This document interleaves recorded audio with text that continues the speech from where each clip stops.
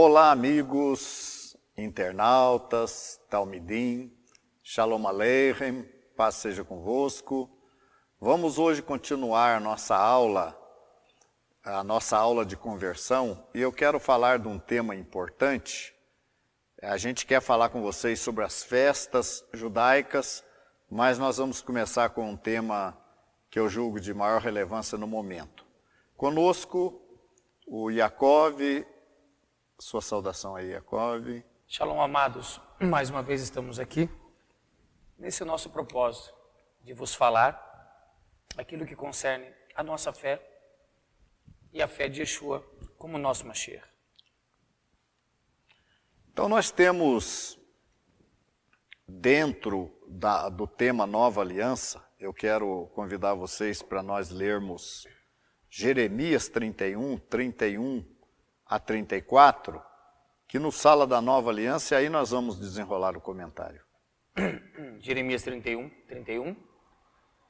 Eis que dias vêm, diz o Senhor, em que farei uma aliança nova com a casa de Israel e com a casa de Judá, não conforme a aliança que fiz com seus pais, no dia em que os tomei pela mão, para os tirar da terra do Egito, porque eles invalidaram a minha aliança, apesar de eu haver desposado, diz o Senhor. Versículo 33. Mas esta é a aliança que farei com a casa de Israel depois daqueles dias, diz o Senhor. Porei a minha lei no seu interior e a escreverei no seu coração. E eu serei o seu Deus e eles serão o meu povo. Olha, E não ensinará mais cada um a seu próximo, nem cada um a seu irmão, dizendo: conhecei o Senhor, porque todos me conhecerão, desde o menor até o maior deles, diz o Senhor, porque lhes perdoarei a sua maldade e nunca mais me lembrarei dos seus pecados. a gente vê hoje, se fala muito no dom do Espírito Santo, no Ruach, né? E se fala muito também na Nova Aliança, aliás, Novo Testamento, né? E as pessoas têm em mente que o Novo Testamento é um livro, e não é. O livro, os 27 livros que contam a história de Yeshua, a história da congregação do primeiro século, a história dos apóstolos, ele recebe esse nome de Novo Testamento, mas não é. O nome não é Novo Testamento. Porque quando você usa esse termo Novo Testamento, você já acaba denegrindo a imagem do Tanar, quando você chama o Tanar de Antigo Testamento ou de Velho Testamento. E já que nós estamos falando nisso, recentemente no nosso grupo Shiur Conversão, alguém lá questionou, alguém me perguntou se nós críamos no Novo Testamento, coisa do gênero. E eu disse que sim, nós cremos no Novo Testamento. Mas a diferença, e praticamente não muda nada, mas a gente tem que analisar essa diferença, é que nós entendemos que os escritos da Nova Aliança, ou os escritos do chamado Novo Testamento, eles não são canônicos. Eles não são canônicos. Eles foram canonizados já dentro da Era Comum, foram canonizados como sagrados, mais tarde foram juntados aos escritos do Tanar com o nome de Novo Testamento. Agora, os escritos do Tanar, que é o que são os escritos chamados de Antigo Testamento, são divididos em 3 partes: Torá, profetas e escritos. Tá? Qual que é a diferença da maneira judaica de se entender o Tanar da maneira cristã de pensar?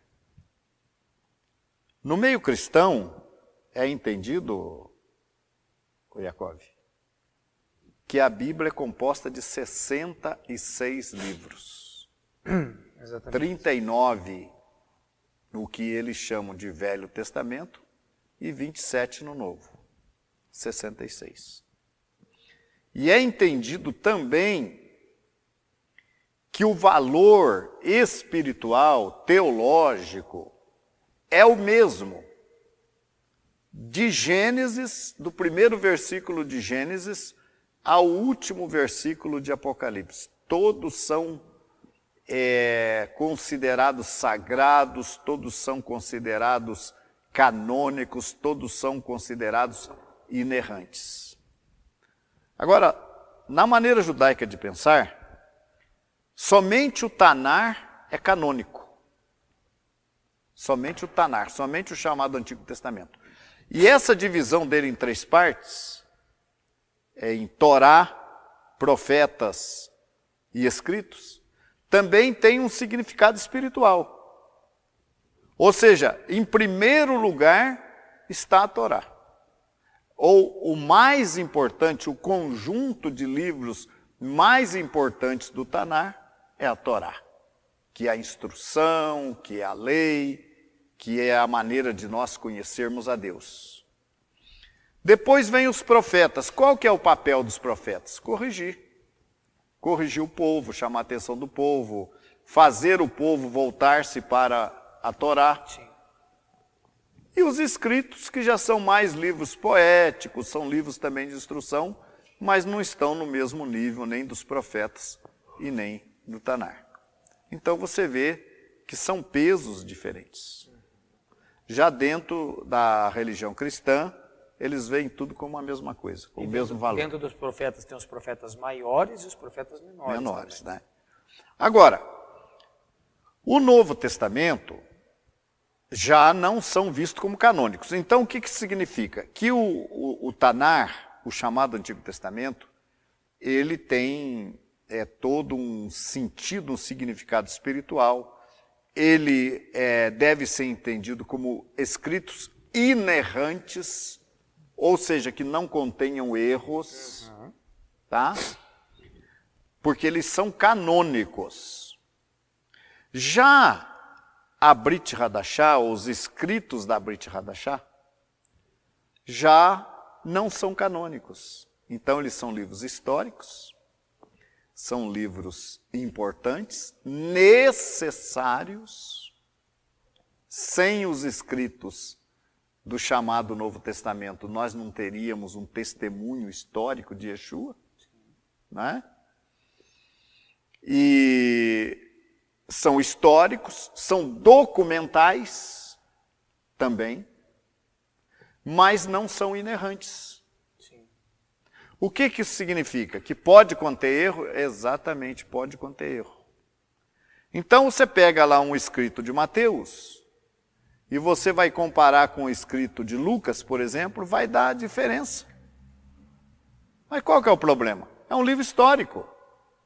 Cada escritor escreveu de acordo com as informações que ele obteve, de acordo com a visão que ele tinha, de acordo com o que ele sabia. Ele escreveu. No Tanar, no livro de crônicas, se eu não me engano, também acontece o que acontece com a Brit Hadashah. É descrito por um dos reis ali, que tinham tantos soldados, em crônicas vai dizer em outra parte que era mais soldados do que em outra parte, enfim. Também tem esse tipo de acontecimento. Porém, isso não prova que o texto ele é um texto errado. Prova que o fato foi visto por pessoas diferentes. Em ângulos diferentes. Em ângulos diferentes, mas o fato existe. É. Não na Torá. E aí você vai considerar, por exemplo, você falou uma coisa importante, que são nos livros, nos escritos. Os escritos não dos na reis. Torá. Isso, não é na E Torá. nos profetas. Então já estariam já em terceiro lugar nessa hierarquia aí. Né? Então, o que acontece? Pode ter um problema? Pode. Um evangelho fala em 2 endemoniados, outro fala em 1. Um fala em 2 cegos, outro fala 1 cego. Um fala que ele estava saindo, outro fala que ele estava entrando. Yeshua entrando na cidade, saindo da cidade. Então isso aí não vai alterar nada para nós. Por quê? Porque eles são livros históricos. Se você pegar, por exemplo, a história do Brasil, e você for ler a história do Brasil partindo de um autor, pode dar diferença do outro. Sim, e dá. Um pode ter mais detalhes, outro menos detalhes, um pode aparentemente ter alguma contradição, mas isso não vai alterar nada. O importante dos escritos da Brit Hadashah, o papel desses livros, é trazer o seu valor histórico para nós, para a gente certificar da existência da comunidade de Yeshua, de como ela foi estabelecida, né? Também nós temos ali os ensinos. Eu até costumo dizer que a gente, se você for encarar que são 613 mandamentos, claro que não são todos os 613 mandamentos cumpríveis. Chega a ser aí menos da metade que são mandamentos considerados cumpríveis, mandamentos do templo, que não existe mais, do sacerdócio, né? Mandamentos que são dados para as mulheres, mandamentos que são dados para os homens, então acaba não sendo os 613. Mas nós que cremos nos escritos da Brit Hadashah, nós vamos encontrar outros mandamentos dados dentro da Brit Hadashah, dos escritos da Brit Hadashah, né? Então nós teríamos até mais mandamentos do que a própria comunidade judaica tem condições de cumprir hoje, devido à crença, à não existência do templo e à não crença na figura do Mashiach. Do Mashiach, de Yeshua, vamos dizer assim. Yeshua, o nosso Mashiach. Como o nosso Mashiach, né? Mas então, voltando lá no 31 de Jeremias, ele fala que, vocês prestem atenção com quem que Deus faz aliança. Tem coisa que é muito importante. Por exemplo, quando nós falamos de Mashiach, de Messias, o nome de Yeshua é Yeshua HaMashiach. Yeshua, o Messias. Porque haviam outras pessoas que tinham o nome de Yeshua. Várias outras pessoas. Não é verdade? Agora, o Yeshua que nós cremos nele, como nosso Messias, é Yeshua, o Messias, HaMashiach. E quando a gente fala em Yeshua, o Messias, é bom que a gente tenha em mente que não foi prometido o Messias para quem não é judeu. Não. O Messias é um assunto, um tema judaico. Não foi prometido Messias para não-judeus. Ah, mas Yeshua salva os não-judeus? Sim, salva os não-judeus. Mas a promessa messiânica é uma promessa para o povo de Israel, restaurar o reino de Israel. Tanto é que lá em Atos eles perguntam, não é? Restaurarás tu neste tempo o reino de Israel? Essa era a esperança messiânica. Mas aí fala que ele faria uma aliança com quem? Como é que diz o texto? Eis que vem dias... Eis que vem dias, diz o Senhor, né? Em que farei uma aliança nova com a casa de Israel e com a casa de Judá. Então, a princípio, Yaakov, aparece gentil aí no meio? Não, não aparece. Ou não judeus? Também não. Farei uma nova aliança com a casa de Israel e com a casa de Judá. Com a casa de Judá. Não aparece os não-judeus. Não. E porque a casa de Israel e a casa de Judá teve toda a separação das tribos, né? Então, Judá e Benjamim de um lado, as outras 10 tribos do outro. Certo. Né? Ou seja, com a totalidade do povo de Israel. Do povo de Israel. Com esse povo seria feita aliança. E como é que seria essa aliança? Uma aliança nova ou uma aliança renovada? Então... Quando ele fala que não é como a aliança que eu fiz com os pais, como é que nós podemos entender isso? Não é como a aliança com a que eu fiz com seus pais. Aí tem alguma maneira que nós podemos analisar. Isso. Mudou a aliança? Mudou os mandamentos? Não, os mandamentos não mudaram. Por que diz que não é como aquela? Mudou-se a forma de internalizar os mandamentos. Aqueles mandamentos, na primeira aliança, lá no Monte Horebe, ou Sinai, ela foi dada em um livro, um rolo, e em 2 tábuas de pedra. A nova aliança, ela seria dada de maneira diferente. Sim. através de um processo diferente, de uma dispensação. Então vamos ver como é que está escrito aí. Vamos repetir o versículo para a gente entender essa questão dessa nova aliança. Mas preste atenção, gente, com a casa de Israel e com a casa de Judá. Você não pode aplicar a nova aliança para gentil. Ah, foi feito com gentil. Não foi feito com gentil, foi feito com a casa de Israel e com a casa de Judá. Vamos ver aí. Não conforme a aliança que fiz com seus pais, no dia em que os tomei pela mão para os tirar da terra do Egito, porque eles invalidaram a minha aliança, apesar de eu os haver desposado, diz o Eterno. Ou seja, né, apesar de eu ser o Senhor deles. Né? Mas, vamos continuar. Mas esta é a aliança que farei com a casa de Israel depois daqueles dias, diz o Eterno. Porei a minha lei no seu interior e as escreverei no seu coração. Aí está a diferença. Ó, aí está a diferença. Uma aliança renovada, não como aquela, porque aquela foi dada em tábuas de pedra e num livro. Essa seria colocada ou escrita onde? Nos seus corações. Nos seus corações, nas suas mentes. Gente, a gente não pode entender as coisas literais. Às vezes eu vejo as pessoas querendo entender tudo literal, né? Querer que tudo seja literal. E não, a lei escrita no coração não significa que Deus ia abrir o nosso peito, ia pegar uma caneta e ia escrever lá no coração. Não é isso, isso significa na mente. Na mente, Deus colocaria aqueles mandamentos que estavam em tábuas de pedra, que estavam no livro, na mente do nosso povo. Exatamente. Não é? É nisso que consiste.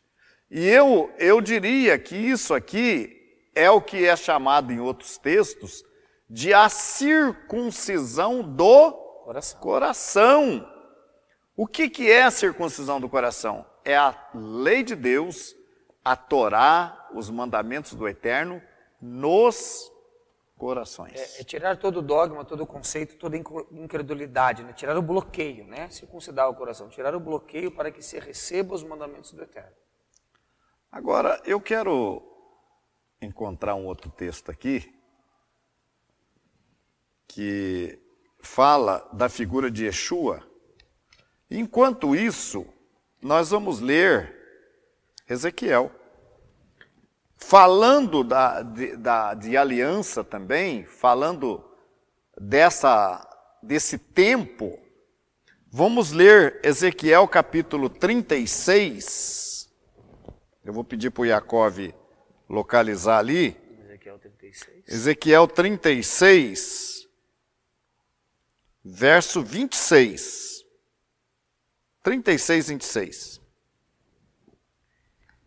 E dar-vos-ei um coração novo, e porei dentro de vós um espírito novo, e tirarei da vossa carne o coração de pedra, e vos darei um coração de carne. E porei dentro de vós agora o 27. o meu espírito, e farei que andeis nos meus estatutos, e guardarei os meus juízos, e os observeis. Eu quero que vocês prestem atenção nesse versículo. Eu tenho aqui comigo o chamado Tanar completo, muito bom, né? O Tanar completo, que nós temos disponível, e a livraria Sefer também tem. A vantagem do Tanar completo é que ele traz de um lado, eu não sei, talvez não dê para eles verem aí, né? Mas ele traz de um lado o texto em hebraico e de outro em português. É hebraico e português.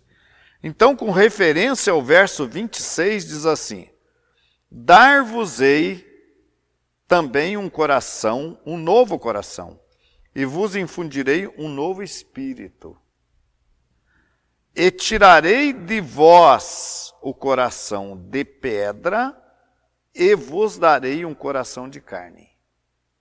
Agora veja em seguida, ó, por isso que eu falo que tem a ver com o texto de Jeremias, tá? Muito embora essa profecia, ela vá ter um outro cumprimento, um segundo cumprimento, quando Yeshua voltar, que o nosso povo vai exercer o seu papel sacerdotal, vai anunciar, o remanescente de Israel, na condição de humanos, vão receber Machia e vão ser cheios do Ruach, do Espírito. E vão anunciar às nações, tá? Então é um duplo cumprimento, tá? Vamos ver o 27. Porém em vós o meu Espírito, e farei com que saibais seguir meus estatutos. Olha que coisa importante. Ó, porém em vós o meu Espírito, o Espírito de Deus, Versículo o poder 27. de Deus, gente. O poder, volta a repetir, o Espírito Santo, o Espírito de Deus não é uma terceira pessoa, é o próprio Deus em poder. É Ruach HaKodesh, né? É o Espírito do Santo. Do Santo. Então é o poder de Deus, tá? Porém em vós o meu Espírito, para quê? Por que que as pessoas querem receber o Espírito Santo hoje? Se nós perguntarmos para vocês que estão fazendo o curso, alguns provavelmente saberão, mas alguns não, as pessoas vão dizer, não, a gente quer receber o Espírito Santo porque a gente quer receber um dom. Eu quero ter poder. Eu quero curar os enfermos, eu quero pôr a mão sobre os enfermos, eu quero expulsar os demônios, eu quero fazer sinais, eu quero falar em línguas. A gente já comentou aqui no outro programa, né? Essa questão de falar em línguas, nos dias de hoje. No entanto, a principal finalidade do Ruach, da concessão do Espírito Santo, dentro da nova aliança, é essa aqui, ó. Porei em vós o meu Espírito, e fareis com que saibais seguir meus estatutos. Farei com que saibais seguir. Não é só seguir. Saber seguir. As pessoas, às vezes, dizem assim no nosso site lá, eu quero aprender. Eu quero aprender. Eu estou aqui nesse grupo porque eu quero aprender. Mas primeiro, veja bem, antes de você falar isso que você quer aprender, você tem que aprender como aprender. Aprender como aprender que você não sabe. Porque você vai num site, vai no outro site, vai no Google, pega um livro aqui, pega um livro lá, você faz tudo isso aí, e aí fica complicado para você aprender. Porque, infelizmente, nós somos bombardeados por informações desconexas, fora da palavra de Deus, e a gente começa cada um a ter uma ideia a respeito de alguma coisa. E aí a gente não consegue aprender. Então tem que fazer o quê? Tem que esvaziar, tirar, rogar a Deus, Senhor, tira da minha mente tudo aquilo que eu aprendi errado. Tudo aquilo que eu aprendi errado, tira do meu coração, tira da minha mente, limpa meu coração, para que eu possa aprender. Então, a palavra de Deus fala, eu colocarei dentro de vós o meu Espírito e farei com que saibais como seguir meus estatutos e cumprir os meus juízos, a minha lei. Então, essa é a principal finalidade do Ruach, do Espírito. Isso ajuda. E é necessário. Isso ajuda na parte da pessoa saber ser liderado, né? Nós falamos sobre a Parashá Korah, né? Em que há os líderes do nosso povo, mas é de nosso saber, é de nosso dever sabermos ser liderados, né? Ajudar a liderança, colaborar com aqueles que estão sobre nós. Eu quero convidar vocês agora para nós lermos em Atos capítulo 2. Veja bem, gente, a nova aliança, olha, antes de ler Atos 2, eu quero ver com vocês,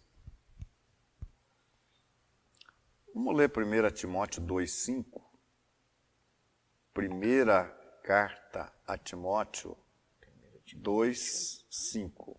Capítulo 2.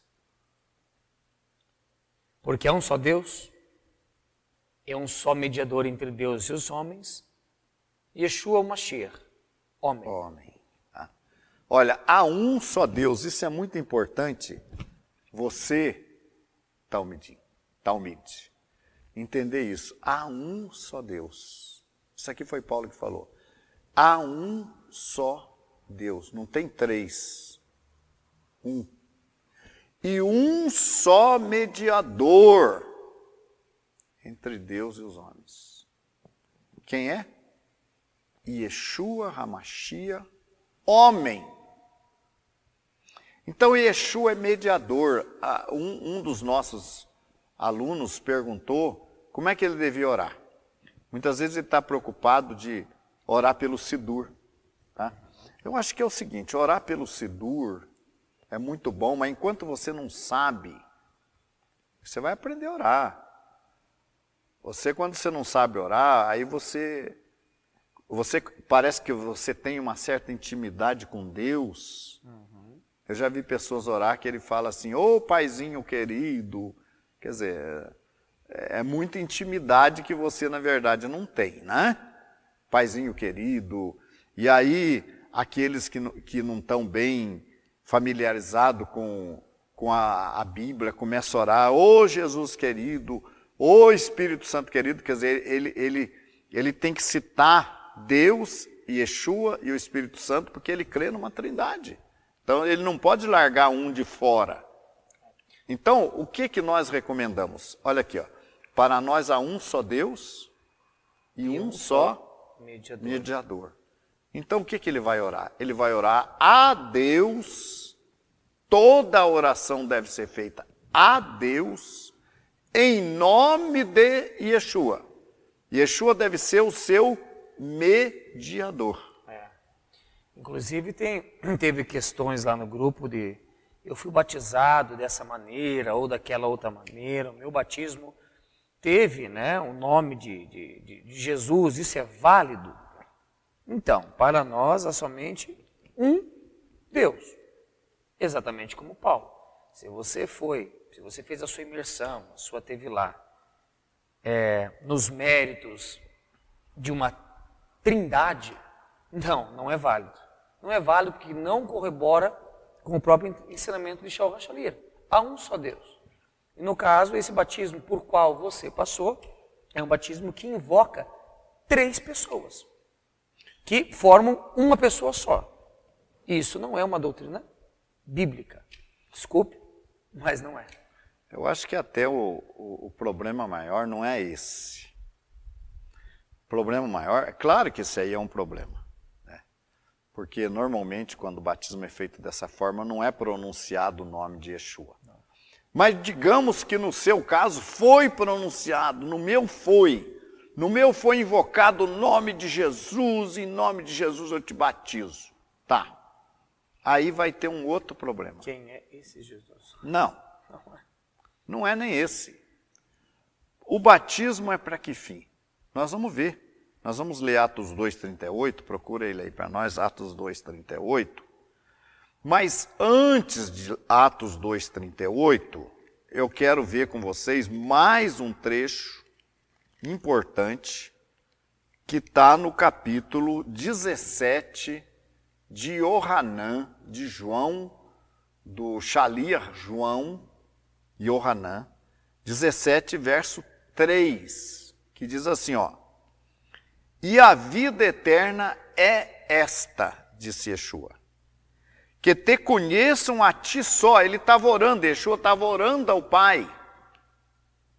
Até falar em oração ao Pai, tem um trecho que Yeshua falou, vou para o meu Pai e vosso Pai, para o meu Deus e vosso Deus. Quer dizer, que se Yeshua, falando aí então da ascensão dele aos céus, né?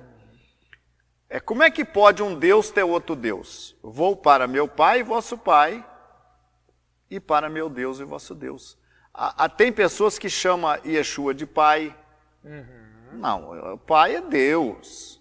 Por favor, o Pai é Deus. Então Yeshua disse, e a vida eterna é essa, que conheçam a ti só, por único Deus verdadeiro, Foi Yeshua que falou isso, que conhecesse o Pai como o único Deus verdadeiro.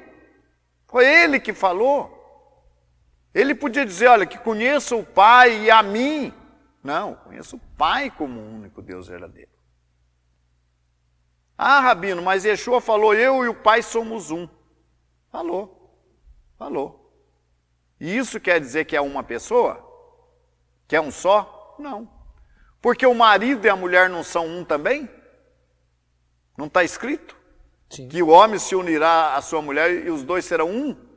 E você vê uma pessoa só ou vê duas? Mas, no entanto, passa a ser um porque tudo passa a ser em unidade. Yeshua é um com o Pai porque tudo que Yeshua faz é de acordo com a vontade do Pai. É uma cabeça, uma maneira de pensar, uma maneira de agir, mas não é que é uma pessoa. Eu e o Pai somos um, quero que todos sejam únicos. E está aqui, ó. Olha aqui, ó. Comigo, né? Quer ver? Comigo. O verso 21, ó. Para que todos sejam um, falando dos apóstolos, dos discípulos. Verso 21. Para que todos sejam um, assim como tu, ó Pai, o és em mim, e eu em ti, que também eles sejam um em nós. Ou seja, se Yeshua é Quer um dizer, com o Eterno e Ele é Deus, então veja eu também bem, sou Deus. Então. para que eles sejam um. Então está eu e o Yaakov aqui. Né? Yeshua falou que a gente deve ser um, né? Quantas pessoas você está vendo? Agora o nosso técnico mostrou só eu, volta a mostrar os dois aí. Isso. Quantas pessoas está vendo, internauta? Está vendo um só? Ou está vendo dois? Está vendo dois. Mas quanto ao raciocínio que nós estamos desenvolvendo aqui, nós somos um. Somos um. E Yeshua falou, eu quero que eles sejam um, como eu e tu somos um. Unidos. Unidos, não uma pessoa. Tá?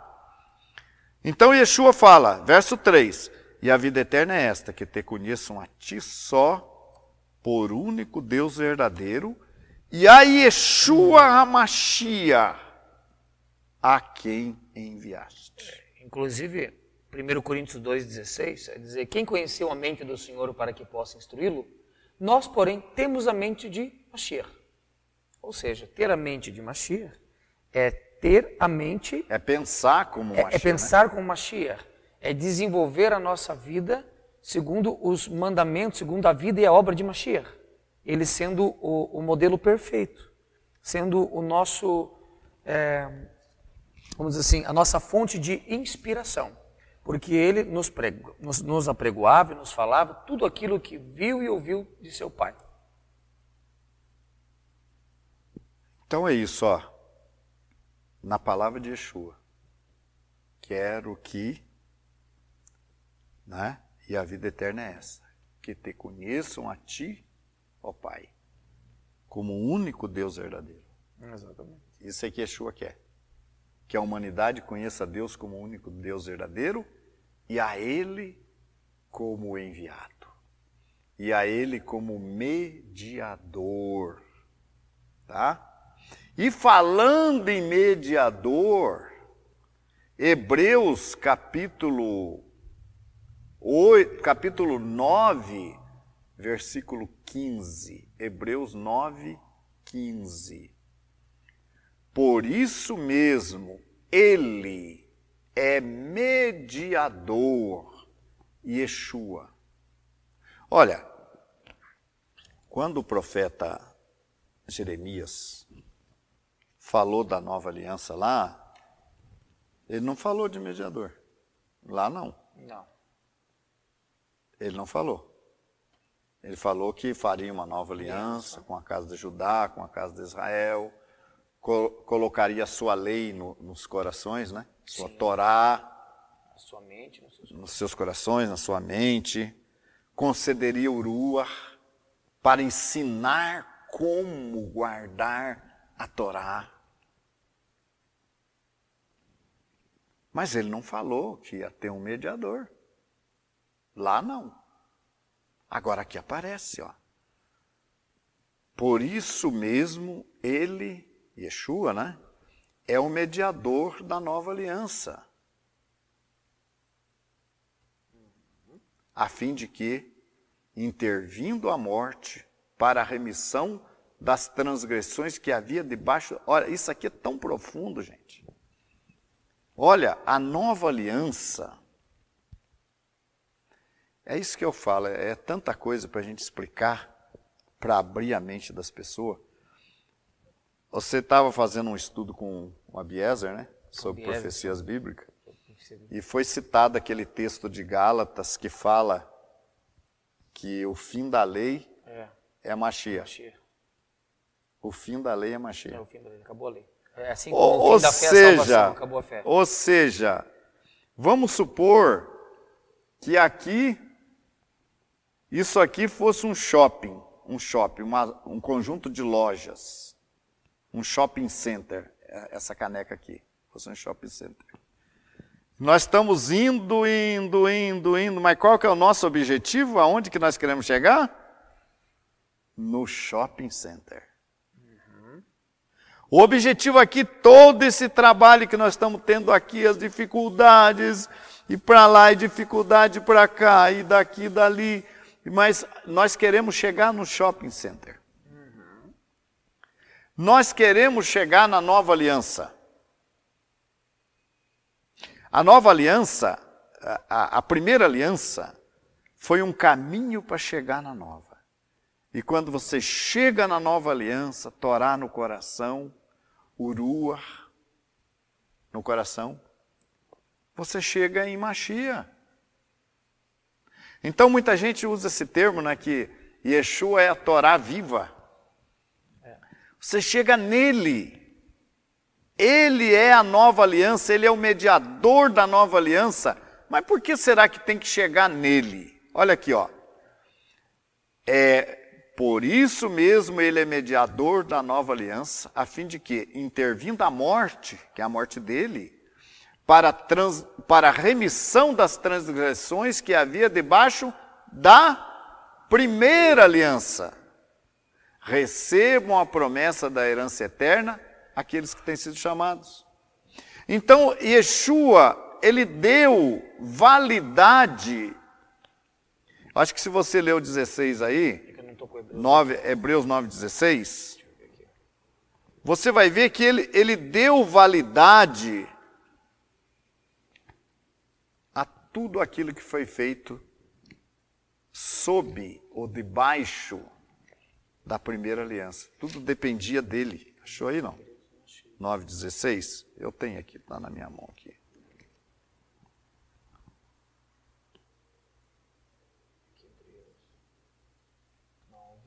9:15, né? Por isso é mediador de uma nova aliança, para que, intervindo a morte, para a remissão das transgressões que havia debaixo... É esse verso mesmo, na outra versão aqui, que havia debaixo da primeira aliança. Metida sobre a primeira aliança, isso. Então, todo aquele derramamento de sangue de animais que se fazia, dependia da morte de Yeshua. Paulo, falando aos coríntios, ele vai falar que pelo primeiro homem veio o pecado ao mundo.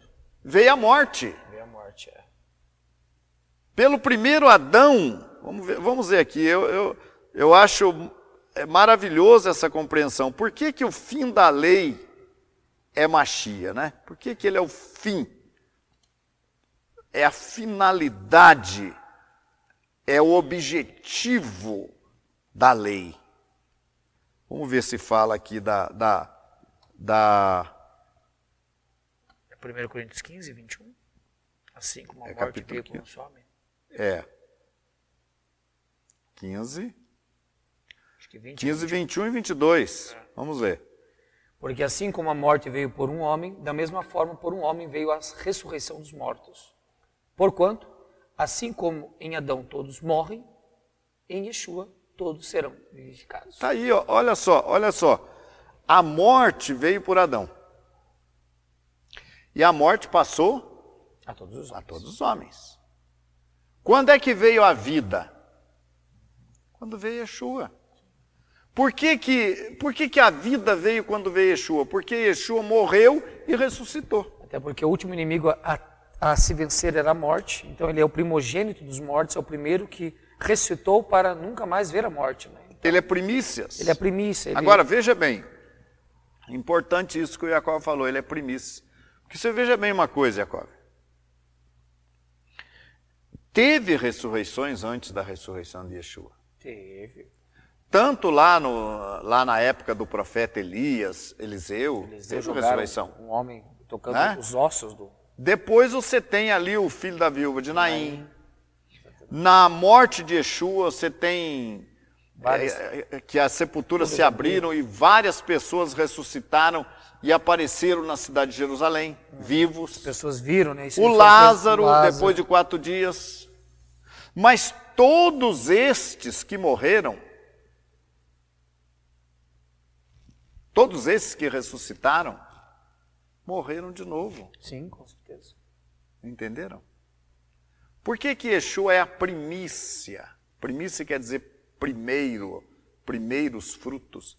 Por que Yeshua é primícia? Porque ele é o primeiro dos que morreram e ressuscitou e que não morreu mais. Por isso que ele é primícia. Porque ele ressuscitou dos mortos e não morreu mais. Então, desde Adão até Yeshua, a morte prevaleceu. Não teve ninguém. Tem muita gente também, aí aproveitamos o embalo do curso para dizer, que fala que Enoque não morreu. Ah, Deus o tomou para si e tal. Mas por que não lê lá o próprio livro de Hebreus aqui, né? Hebreus 11. Hebreus 11 vai falar,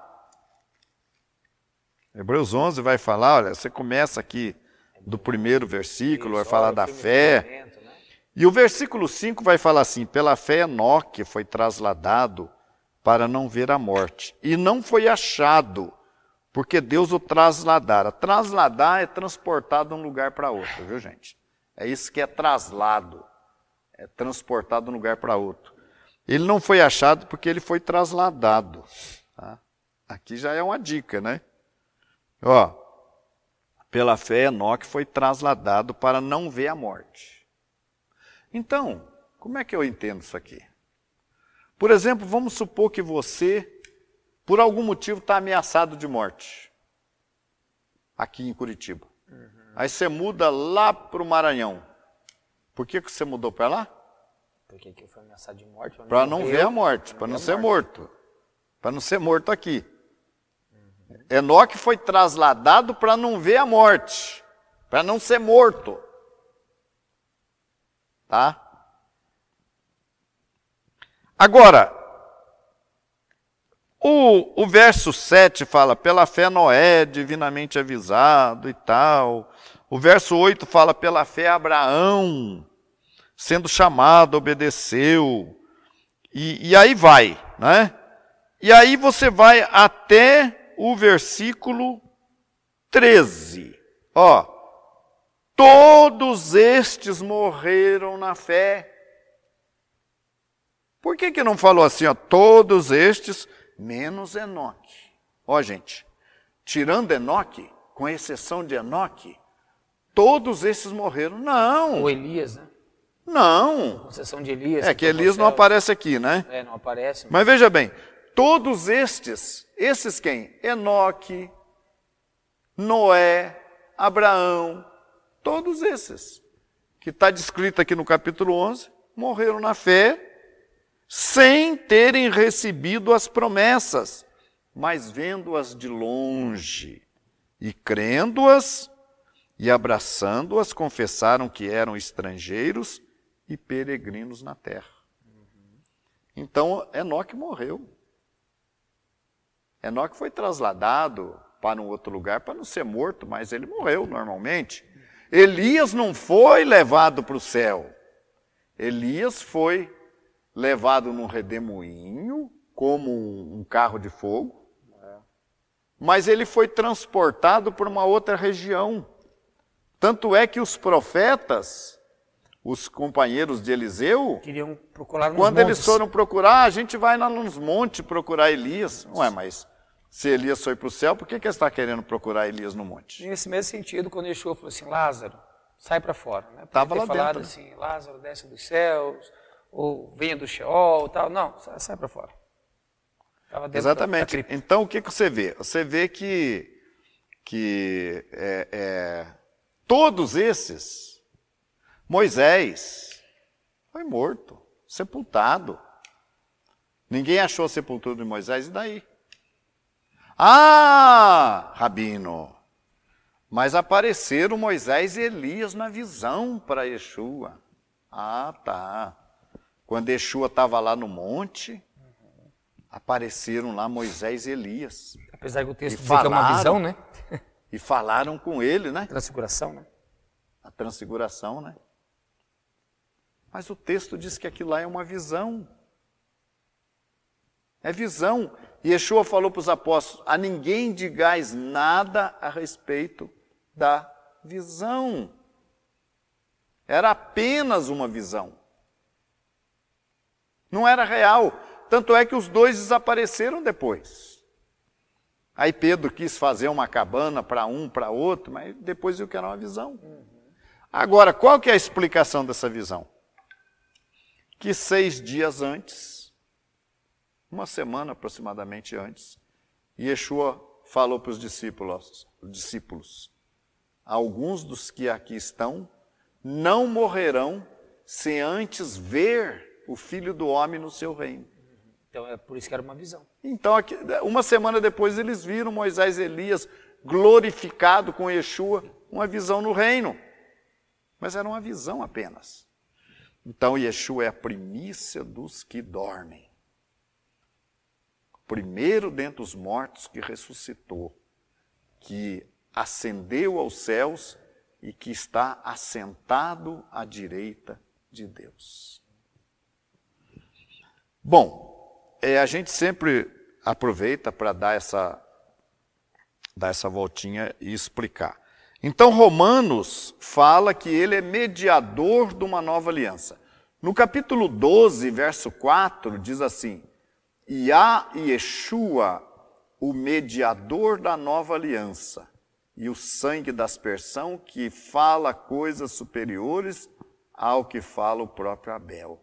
Então, olha, aqui mais uma confirmação de que ele é um mediador da nova aliança, né?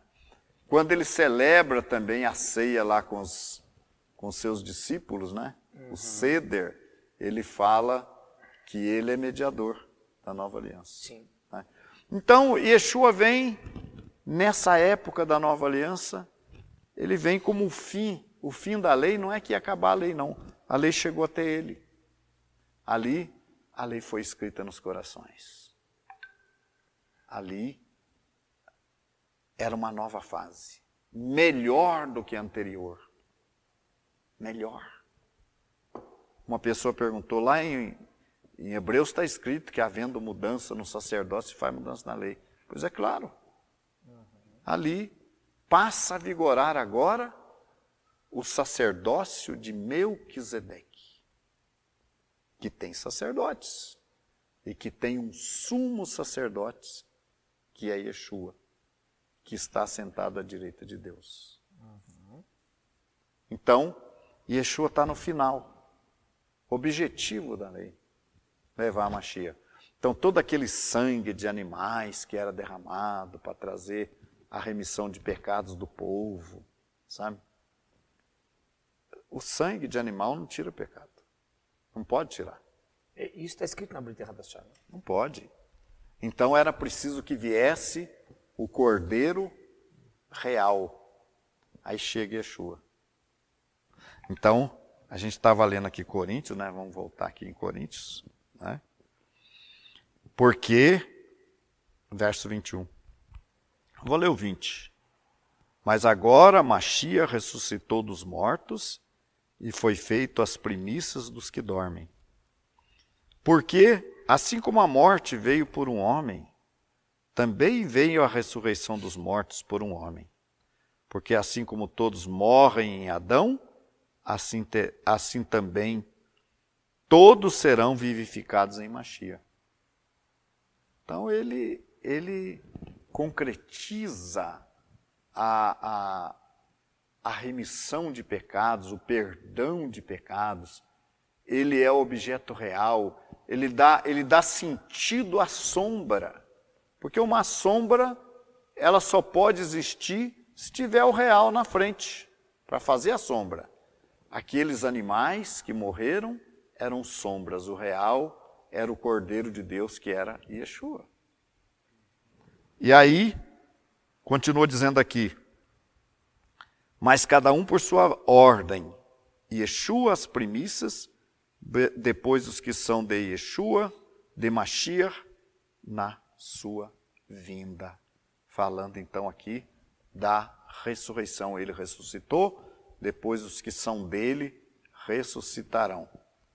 Voltando então agora aqui, ô Yaakov, em Atos, capítulo 2, eu quero que você leia para nós aí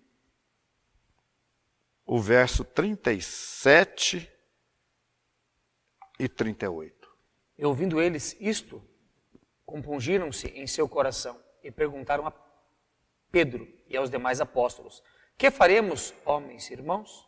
E disse-lhes Pedro: arrependei-vos e cada um de vós seja batizado em nome de Yeshua Mashiach, para perdão dos pecados, e recebereis o dom do Ruach HaKodesh, o dom do Espírito Santo. Agora, veja bem, vamos meditar nisso aqui. Quem foram estas pessoas que fizeram essa pergunta para os apóstolos? E ouvindo eles isto, compungiram-se em seu coração e perguntaram a Pedro e aos demais apóstolos: que faremos, meus irmãos? Quem eram estes aqui? Eles. Eles, era o povo judeu. Mas que povo judeu que era esse aqui? Que povo judeu que era esse? Que estava em Atos. Fez essa pergunta. Em Atos dos Apóstolos. Isso. Eles estavam reunidos ali por ocasião da festa de Shavuot. Pentecostes. Então, você vê que Yeshua escolhe aquele momento. Eles estavam todos reunidos em Jerusalém, vindo de 17 nações da diáspora, por onde eles estavam espalhados, eles vêm em Jerusalém. Né? E lá tinha que acontecer uma coisa especial ali, para chamar a atenção deles. Porque esses judeus, esses israelitas que habitavam em diferentes nações, eles, nas nações onde eles estavam, eles falavam a língua daquelas nações. Por exemplo, vamos dizer que houvesse lá de Atenas, eles falavam a língua ateniense. De Corinto, falavam provavelmente o grego. De Roma, falavam o italiano, digamos assim. Eram judeus, mas que moravam, como os judeus que moram no Brasil, falam português. Português, na Alemanha, né? E quando eles chegaram por ocasião da festa, que eu acredito até que eles foram para Peça, estavam por ali. Que era uma das festas de peregrinação. Né? De peregrinação, nós vamos falar das festas também, oportunamente. Então, tinha que acontecer uma coisa especial. E qual foi a coisa especial que aconteceu ali? De repente, os apóstolos começaram a falar em outras línguas. Está aqui no capítulo 2 de Atos.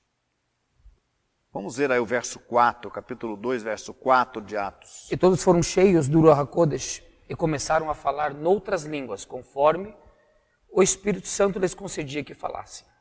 E, verso 5. E em Jerusalém estavam habitando judeus, homens religiosos, de todas as nações que estão debaixo do céu. Você tem uma ideia? Aí se você vê aí o 9, vamos ler o 9 aí. Estavam habitando. Não é interessante? Como é que você vai entender isso? E ali estavam habitando, e em Jerusalém estavam habitando judeus, varões religiosos de todas as nações. Como é que é isso aí? Então, eles estavam ali por um determinado tempo, né? por ocasião, muito provavelmente, da festa de Pêssar. Ficaram Já até ficaram a contagem dos 50 dias. 2 meses né? ali 2 quase, meses ali, né? Para a celebração de Shavuot. Eles estavam ali. Então você tem aqui as nações representadas aqui. Vamos ler aí o 9 aí.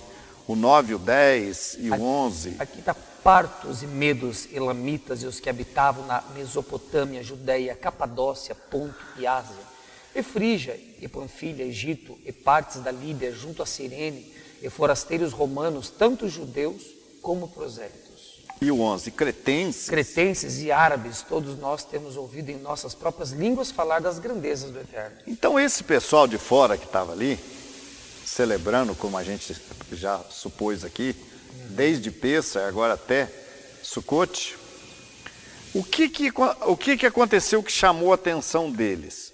Eles estavam falando nos idiomas de onde eles vinham.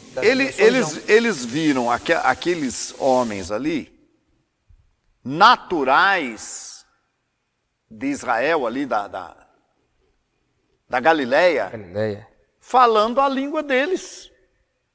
Falando em Parto, em Medo, em Mesopotâmio, sei lá, língua do Ponto, língua da Frígia. Eles ouviram aqueles homens falando na língua deles. Mas como é que esses homens estão falando na nossa língua? Uns estavam zombando. Se eles nunca saíram daqui, esses homens moram aqui, como é que eles estão falando a nossa língua? Então isso foi um sinal que Deus usou ali. Aí eles imaginavam que os homens estavam bêbados. Não é possível, eles estão bêbados, não é? É interessante que tem a profecia do profeta Joel. E aí, nós vamos citar lá, vamos chegar lá. Aí Pedro, pondo-se em pé, verso 14, ele explica o que está acontecendo. Vamos ler. Pedro, porém, pondo-se em pé, com os 11, levantou a sua voz e disse-lhes: homens judeus, e todos os que habitais em Jerusalém, seja-vos isso notório, escutai as minhas palavras. Estes homens não estão embriagados, como vós pensais, sendo a 3ª hora do dia. Mas isto é o que foi dito pelo profeta Joel. E nos últimos dias acontecerá, diz Deus, que do meu espírito derramarei sobre toda a carne, e os vossos filhos e as vossas filhas profetizarão, os vossos jovens terão visões, e os vossos velhos sonharão sonhos. E também do meu espírito derramarei sobre os meus servos e as minhas servas naqueles dias, e profetizarão. Então o que estava acontecendo ali? Não era a bebedeira dos apóstolos. Não era. Era o Ruach que estava sobre eles. Prometido. E aquilo serviu de sinal. Então eles profetizavam, eles falavam na língua daquelas nações que estavam ali, daqueles judeus que habitavam em outros países, e eles profetizavam. E ali eles falam, Pedro ali toma a palavra, e Pedro defende, Pedro fala, isso aqui é o que foi dito pelo profeta Joel, que naqueles dias, que eram esses dias aí, os dias da nova aliança, derramarei do meu espírito, e vossos filhos e vossas filhas profetizarão. É isso que está acontecendo aqui. E aí ele começa a falar de Yeshua. Ele começa a falar aqui no versículo 29, né? Ele começa a falar da figura de Yeshua. Né? Isso é o que falou, seja-me lícito, varões, dizer-vos livremente acerca do patriarca Davi, que ele morreu. Ele começa falando de Davi, fazendo referência a Yeshua. E ele fala, morreu e foi sepultado Davi, e está entre nós a sua sepultura até hoje, sendo, pois, ele profeta, e sabendo que Deus lhe havia prometido com juramento, que do fruto dos seus lombos, segundo a carne, levantaria o Mashiach para o assentar no seu trono. E aí ele fala de Mashiach. Sobre o trono de Davi, né? De Davi. Aí ele fala de Yeshua. Ele fala de Yeshua como Messias, de Yeshua como Cordeiro de Deus, de Yeshua aquele que morreu, aquele que ressuscitou, aquele que foi exaltado, aquele que subiu aos céus e que foi recebido pelo Pai. Porque ele vai dizer, porque Davi não subiu aos céus, mas ele próprio disse o Senhor ao meu Senhor, assenta-te à minha direita. Então, resumidamente, Pedro fala de Mashiach ali no verso 36, Vamos ler o verso 36. Saiba, pois, com certeza, toda a casa de Israel, que se a esse Yeshua, a quem vos crucificastes, o Eterno fez Senhor e Mashiach. Aí está, né?